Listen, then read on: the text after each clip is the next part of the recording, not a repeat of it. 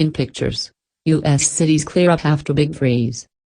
Cleanup operations have begun in the U.S. after heavy snows and gale-force winds battered the eastern seaboard in the first major blizzard to hit the region in 4 years.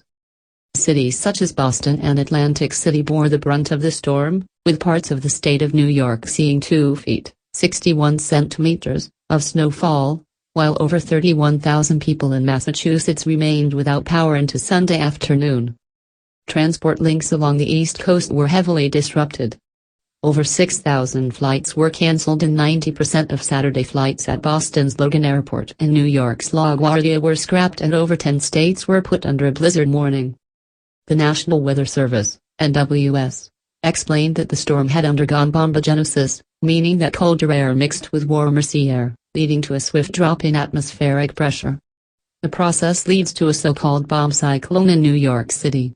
Governor Kathy Hochul said that snow ploughs have been deployed across the state to help clear roads after a storm that saw the New York City's iconic Central Park record a record 7.3 inches, 18.5 centimeters, of snowfall. Islip in Long Island was the state's hardest hit area.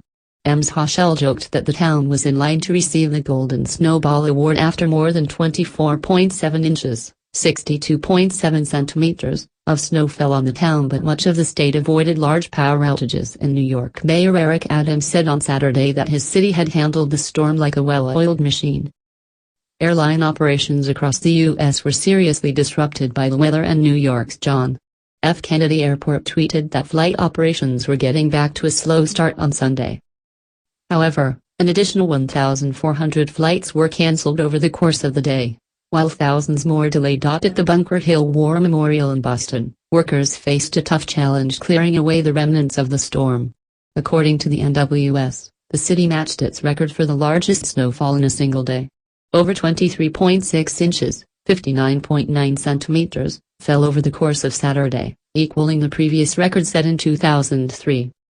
The town of Sharon, 18 miles, 29 kilometers, south of Boston, had recorded its highest ever snowfall by 20:30 on Saturday evening, with more than 30 inches of snow falling.